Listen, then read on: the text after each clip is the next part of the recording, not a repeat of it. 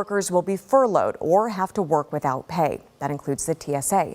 Thanks for joining us at 11. I'm Elle Thomas. Jake Chapman joining us live now at SEA Airport. And Jake, there are thousands of federal workers in our state now without a paycheck.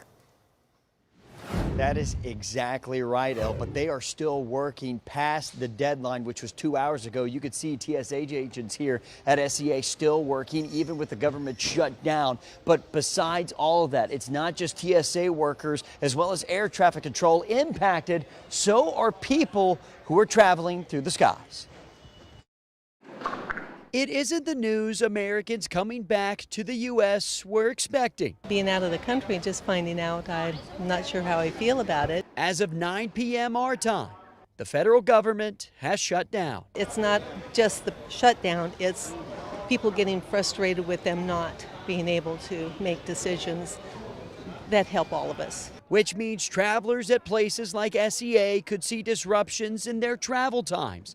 The Port of Seattle releasing a statement tonight before the shutdown, saying it is working closely with its federal partners to keep operations as close to normal as possible. How do we deal with it, and how do they deal with it? And hopefully it's real quick. Yet federal workers like TSA agents and air traffic controllers are still on the job.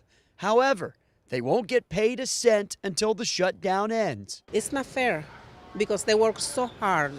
And they have a family to support and bill to pay. We have a lot of federal workers here in Western Washington. Remember, there's about 77,000 federal workers in the state of Washington who will be impacted by this. And while both sides of the political aisle have different opinions on how this will impact us in Washington. Generally, when there is a shutdown, programs that are essential are not interrupted. There are a lot of folks who are impacted who just need answers from the federal government, who may not be able to get those answers in time. Many hope to see both sides come together. And we need the compromise. That's what a democracy is.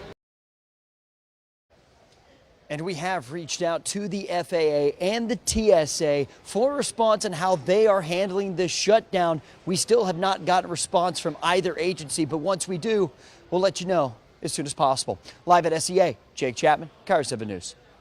And Jake, state lawmakers certainly quick to respond to the shutdown. Congressman Dan Newhouse posting on X saying, quote, as federal employees in D.C. and across central Washington are furloughed or prepared to work without pay, I've requested that my pay be held for the duration of the shutdown, end quote. Democratic Representative Pramila Jayapal posting in part saying, quote, once again, Republicans are choosing chaos over governing. Their short-sighted decisions will raise health care costs and devastate communities. American families will suffer, end quote. Now, leading up to the deadline, this message was plastered across the Department of Housing and Urban Development's government website, blaming the government shutdown on the, quote, radical left and their $1.5 trillion wish list of demands, end quote. That message was up for hours before being replaced by this pop-up right at midnight Eastern time reading, quote, the radical left in Congress shut the government down. HUD will use available resources to help Americans in need. Now, this is just the beginning of the shutdown fallout. Stay with us on air and online for updates.